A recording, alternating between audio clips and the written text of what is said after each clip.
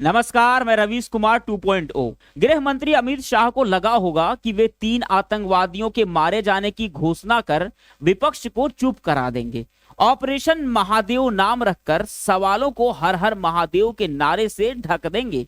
लेकिन लगता है कि विपक्ष ने अब धर्म की आड़ में गढ़े जाने वाले नारों से डरना बिल्कुल बंद कर दिया है।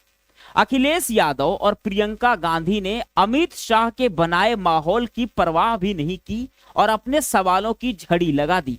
अमित शाह की इस घोषणा के बाद कि पहलगाम हमले में शामिल आतंकवादी मारे गए हैं, इस ऑपरेशन का नाम हमने ऑपरेशन महादेव रखा है। अखिलेश यादव ने यह साफ साफ कह दिया कि वे ऑपरेशन महादेव का समर्थन नहीं करते हैं, नहीं करेंगे, क्योंकि वे जानना चाहते हैं कि यह ऑपरेशन उसी दिन क्यों हुआ जिस दिन ऑपरेशन सिंदूर पर संसद में चर्चा शुरू होती है। राजनीतिक लाभ आखिरकार कौन उठा रहा है?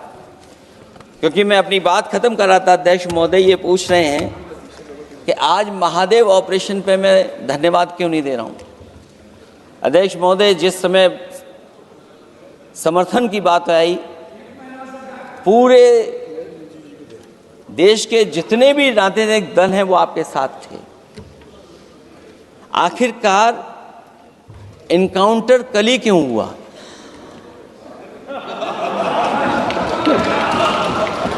और अध्यक्ष महोदय, फिर वही बात मैं दोहराऊं जिसकी वजह से पहलगाम हुआ, जिसकी वजह से पुलवामा हुआ।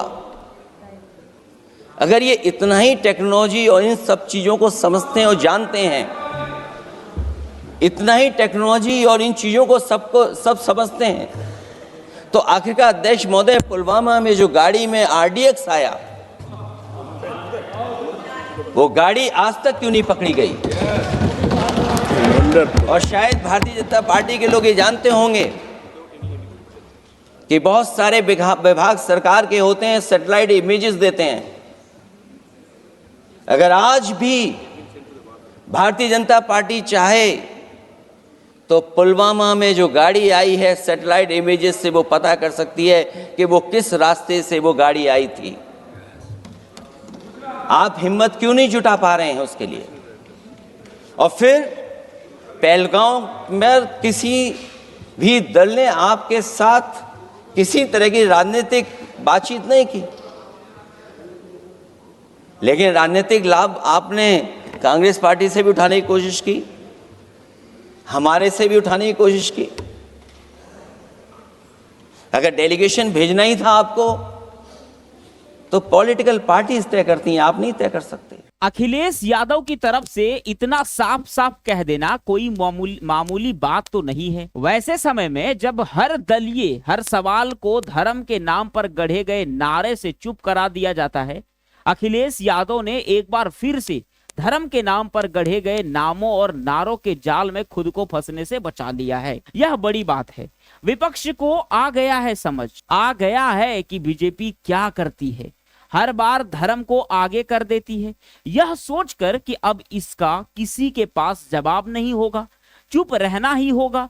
सरकार का किसी ऑपरेशन का नाम रखने में जवाब ही नहीं है।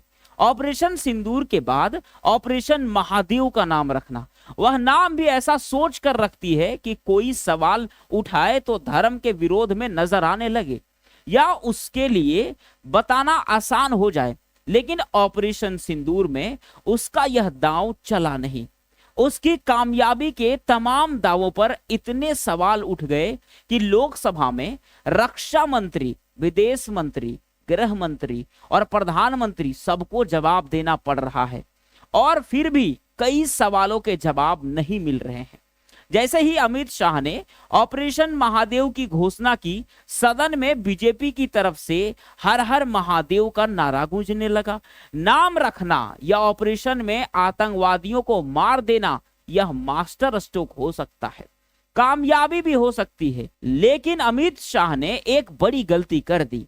इससे पहले ही विपक्ष इस पर कुछ कहता, अमित शाह ने खुद ही अपना इरादा साफ कर दिया और कह दिया कि आतंकवादियों को मारने की घोषणा से विपक्ष को खुशी नहीं हो रही है। इस पर अखिलेश यादव ने तुरंत टोका तो अमित शाह ने अखिलेश यादव से कह दिया, भाई आप आतंकवादियों का धर्म देखकर दुखी मत होइए। अमित शाह को यह कहने की जरूरत क्यों थी? उन्हें याद रखना चाहिए था कि आतंकी हमले के तुरंत बाद विपक्ष के सभी दलों ने, सभी नेताओं ने एकजुट होकर सरकार को कहा कि एक्शन लेने के लिए समर्थन हम दे रहे हैं। एकजुटता दिखाई थी। पहलगाम के आतंकियों को मारना भी शामिल था। अमित शाह को कैसे लगा और इतनी जल्दी क्यों लगा कि आतंकवादी का धर्म देखकर अखिलेश यादव खुश हो जाएंगे? ये सभी बातें आपको गोदी मीडिया कभी नहीं बताएगी। दोस्तों, जिस प्रकार से लोकसभा में अमित शाह के बयान को नंगा कर दिया है, वहीं पे राजनाथ सिंह के बयान को पूरी तरीके से खोल के रख दिया है और आज मोदी के जो बयान है उस पे भी बहसबाजी लगातार चल रही है। आपको अगले वीडियो में मैं दिखाऊंगा कि राहुल गांधी ने किस प्रकार से लगातार सरकार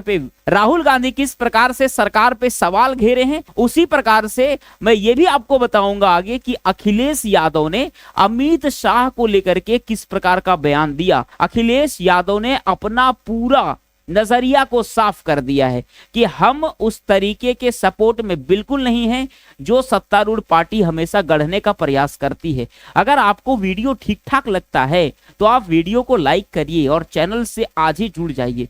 चैनल को सब्सक्राइब कर दीजिए। नमस्कार, मैं रवीश कुमार 2.0।